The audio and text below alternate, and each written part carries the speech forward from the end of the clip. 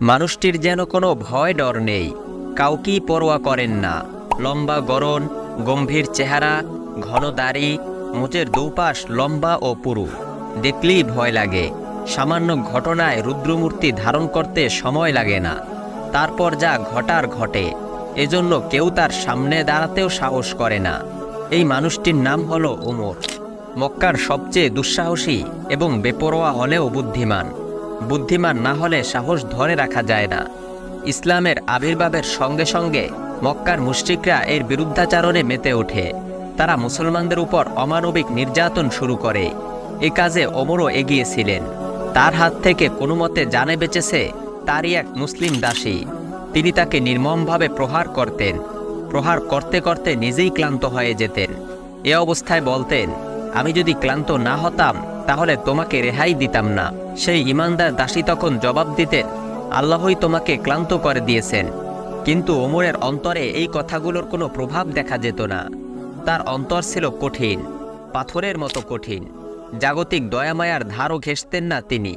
এরই মধ্যে এক অদ্ভুত ঘটনা ঘটল। ইসলামের উন্নতি তার দৃষ্টি এড়াত না। সমাজের নেতৃস্থানীয় লোকদের কিছু জটিল সমস্যা থাকে। তারা সত্য জেনেও অসত্যকে আগলে রাখেন। দুনিয়ার প্রতি যার যত টান, তার মধ্যে অসত্যের পরিমাণও বেশি। তবে একটা সত্যকে তিনি অস্বীকার করতে পারেননি। তিনি দেখতেন, যারাই মুহাম্মদ সাল্লাল্লাহু আলাইহি ওয়াসাল্লামের নতুন ধর্ম গ্রহণ করেছে তারা সত্যিই ভালো মানুষ। একদিন সন্ধ্যায় তিনি কাবা চত্বরে রাত্রিযাপনের উদ্দেশ্যে এলেন।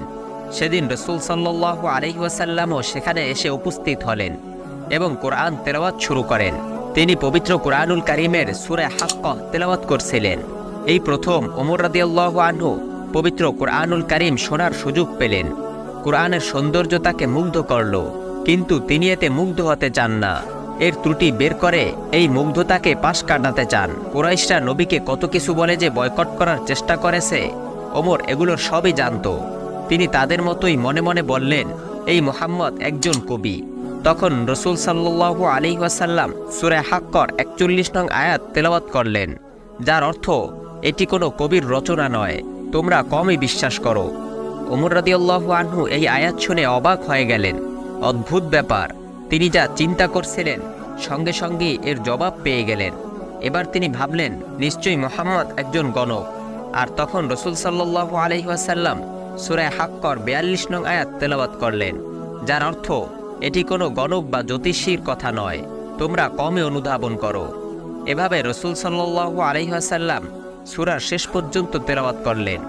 ওমর রাদিয়াল্লাহু আনহু সেখান থেকে দূরে সরে যেতে পারলেন না। তিনি সেই তেলাওয়াত শুনলেন, একরাশ বিস্ময় ও প্রচণ্ড আগ্রহ নিয়ে শুনলেন। কোনো কিছুতে আগ্রহ সৃষ্টি হলে মস্তিষ্ক ঠিকঠাকভাবে কাজ করে। ওমরের মস্তিষ্ক কাজ করতে শুরু করেছে। সর্বনাশা চিন্তার স্রোতে নতুন ঢেউ আছড়ে পড়ছে। পরিবর্তনের চিহ্ন ফুটে উঠেছে। তবে ওমরের পরিবর্তনের জন্য এটি যথেষ্ট ছিল না। পরদিন সকালেই তিনি তার পুরানো বন্ধুবান্ধবদের সঙ্গে আড্ডায় মেতে ওঠেন এবং পুরনো অভ্যাসে ফিরে যান। রাসূল সাল্লাল্লাহু আলাইহি ওয়াসাল্লাম মুসলিমদের করুণ অবস্থা নিয়ে চিন্তিত। কুরাইশ নেতাদের কেউ ইসলাম গ্রহণ করলে ইসলাম আরও শক্তিশালী হয়ে উঠবে, সাধারণ মুসলমানদের মনোবল বাড়বে। এজন্য তিনি আল্লাহর কাছে ইসলামের চরম শত্রুদের মধ্যে দুজনের জন্য দোয়া করলেন, ওমর ইবনুল খাত্তাব অথবা আমর ইবনে হিশাম অর্থাৎ আবু জাহেল। তিনি তাদের যে কোনো একজনকে চাইলেন। আল্লাহ তার প্রিয় হাবিবের দোয়া সঙ্গে সঙ্গে কবুল করে নিলেন। পরদিনই এর ফল পাওয়া গেল। মক্কার কুরাইশরা তাদের সংসদ দারুন নদওয়ায় মিটিং করছে। মুহাম্মদকে আর আগে বাড়তে দেওয়া যাবে না, তাকে হত্যা করতে হবে। কিন্তু কে করবে এই কাজ? তখন দুঃসাহসী ওমর উঠে দাঁড়ালেন। সাহসের প্রমাণ রাখতে এর চেয়ে বড় সুযোগ যে আর মিলবে না। তবে তাদের জানা নেই, এখানে সাহস দেখানো মানেই নিজের ধ্বংস ডেকে আনা। কিন্তু ওমরের ক্ষেত্রে এর উল্টোটা ঘটল। এবার ওমর রওনা হয়েছেন। তার কোমরে উন্মুক্ত তরবারি, গন্তব্য সাফা পাহাড়, ইবনে আরকামের বাড়ি। রাসূলকে হত্যা করাই তার একমাত্র উদ্দেশ্য। পথে নুয়াইম ইবনে আব্দুল্লাহ রাদিয়াল্লাহু আনহু ওমরকে দেখলেন। তিনি ইতোমধ্যে ইসলাম গ্রহণ করেছেন, তবে বিষয়টি এখনও গোপনই রেখেছেন।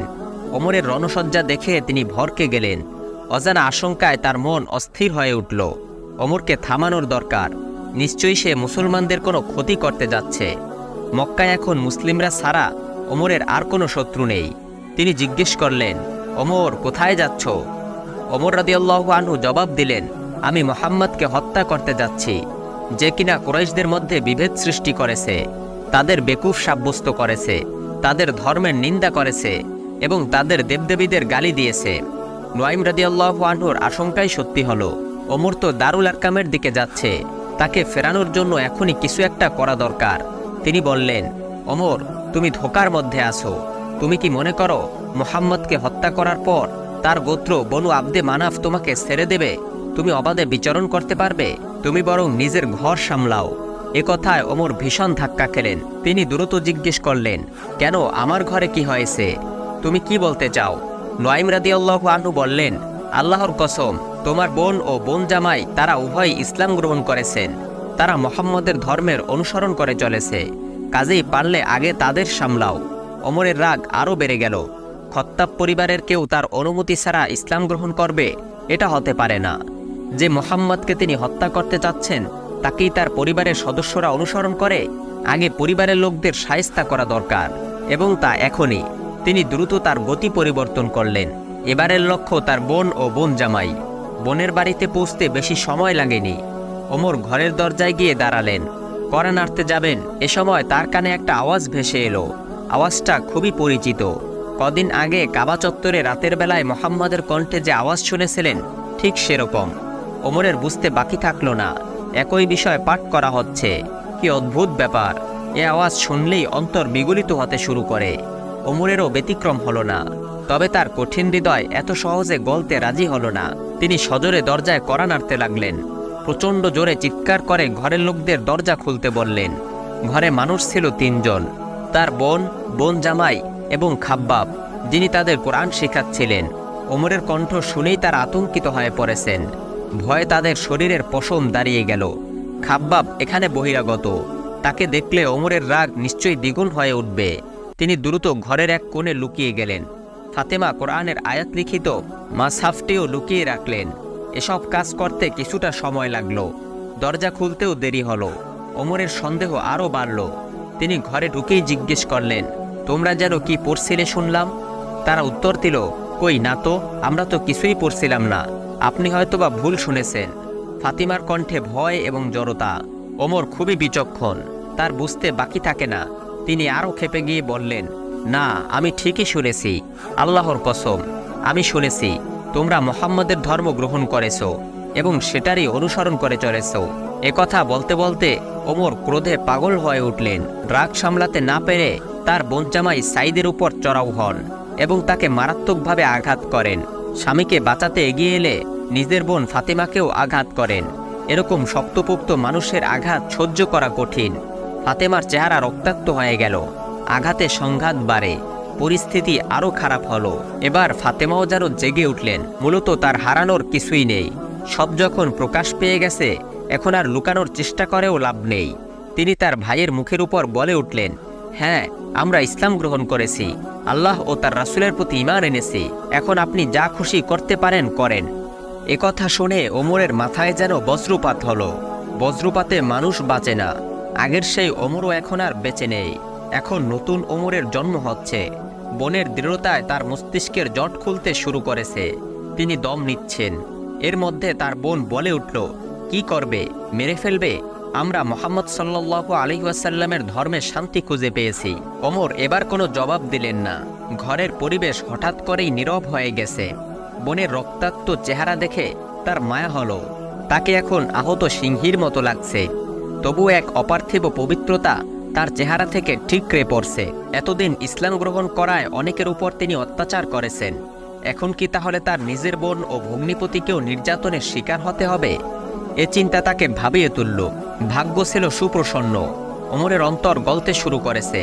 তিনি তার কৃতকর্মের জন্য লজ্জিত হলেন।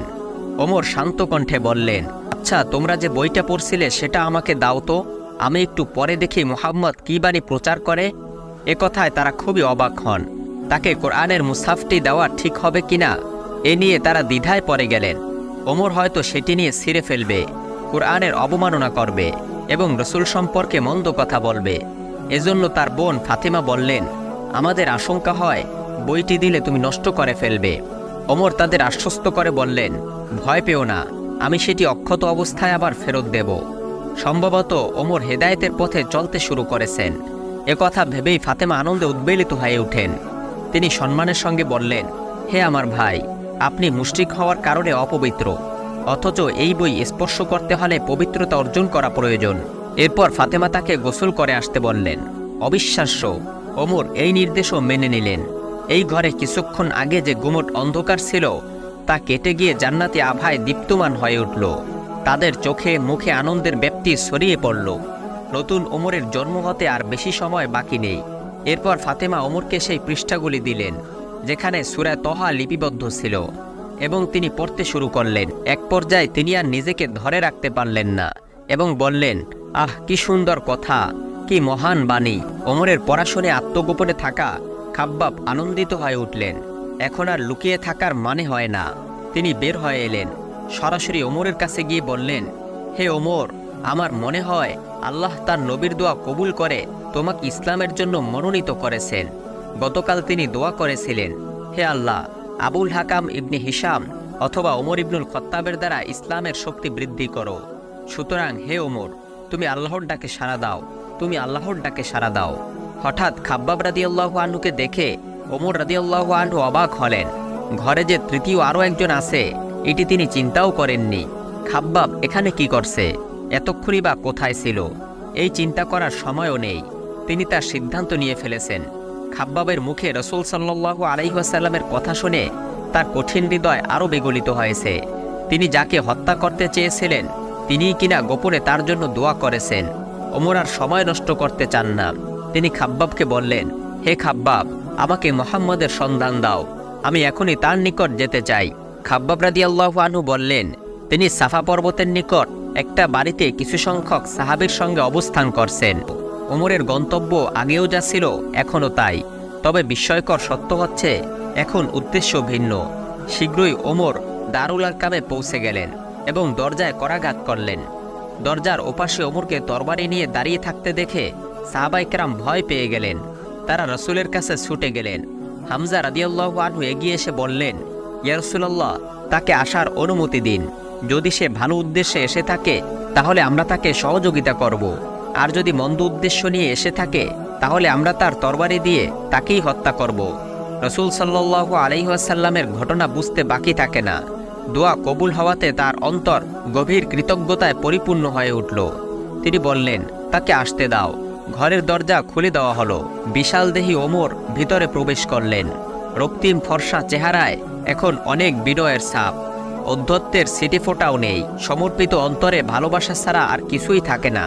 রাসূল সাল্লাল্লাহু আলাইহি ওয়াসাল্লাম আগেই উঠে দাঁড়িয়েছিলেন। তার অন্তরেও গভীর ভালোবাসা উতলে উঠেছে। তিনি ওমরকে স্বাগত জানালেন। এরপর পরম মমতায় তাকে বুকে টেনে নিলেন। আহ, কি অপূর্ব দৃশ্য! গুটি কয়েক সাহাবী দাঁড়িয়ে এ দৃশ্য দেখছেন। জান্নাতি আভায় ছেয়ে গেছে পুরো পরিবেশ। তারা সবাই তো জান্নাতি। ওমরও এখন সেই কাফেলায় যুক্ত হতে যাচ্ছেন। সবকিছুরই ভূমিকা থাকে। রাসূল সাল্লাল্লাহু আলাইহি ওয়াসাল্লামও সেই পর্ব শুরু করলেন। হে খত্তাবের পুত্র ওমর, কি উদ্দেশ্যে এসেছো? আল্লাহর কসম, আল্লাহর তরফ থেকে তোমার উপর কোনো বালা মুসিবত না আসা পর্যন্ত তুমি সংযত হবে বলে আমার মনে হয় না। ওমর বিনীতভাবে বললেন, হে আল্লাহর রসূল, আমি আল্লাহ, তার রাসূল এবং তার নাজিলকৃত বিধানের উপর ঈমান আনার জন্য এসেছি। আর তখনই দারুল আরকামে এক অবিশ্বাস্য পরিবেশের সৃষ্টি হলো। গতরাতে যারা আল্লাহর রসূল সাল্লাল্লাহু আলাইহি ওয়াসাল্লামের দোয়ার প্রত্যক্ষদর্শী ছিলেন, ওই সকল সাহাবায়ে কেরাম সহ সবাই নিজেকে সংবরণ করতে সক্ষম হলেন না, এবং তারা সবাই একত্রে তাকবীর দিয়ে উঠলেন। এই তাকবীরে পুরো মক্কা যেন প্রকম্পিত হয়ে উঠল। সারা রাত এ কম্পন আর থামেনি।